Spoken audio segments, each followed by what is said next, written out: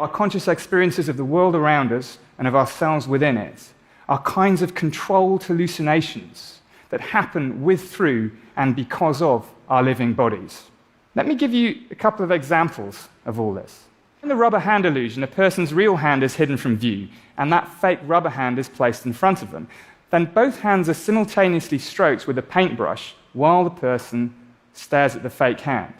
Now, for most people, after a while, this leads to the very uncanny sensation that the fake hand is, in fact, part of their body.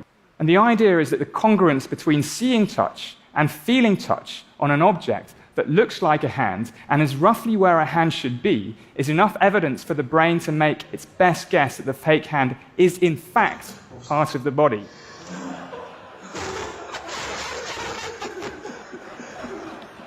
Here's one more example, which shows just how quickly the brain can use new predictions to change what we consciously experience. Have a listen to this.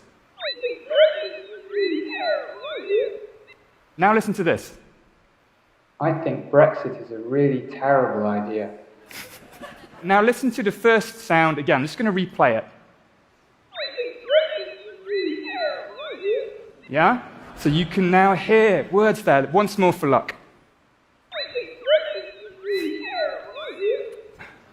Okay, so what's going on here is the remarkable thing is the sensory information coming into the brain hasn't changed at all.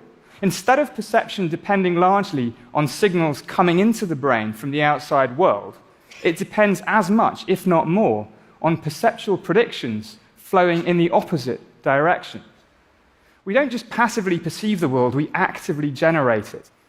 So our experiences of the world around us and ourselves within it, well, they're kinds of controlled hallucinations that have been shaped over millions of years of evolution to keep us alive in worlds full of danger and opportunity. We predict ourselves into existence. Let me give you one more example of perception as this active, constructive process. In this panoramic video, we've processed the footage using an algorithm based on Google's Deep Dream to simulate the effects of overly strong perceptual predictions, in this case to see dogs. The result looks very much like the kinds of hallucinations people might report in altered states, or perhaps even in psychosis. Now think about this for a minute.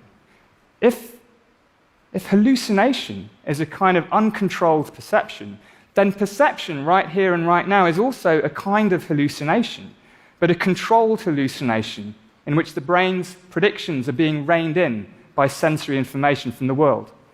In fact, we're all hallucinating all the time, including right now. It's just that when we agree about our hallucinations, we call that reality.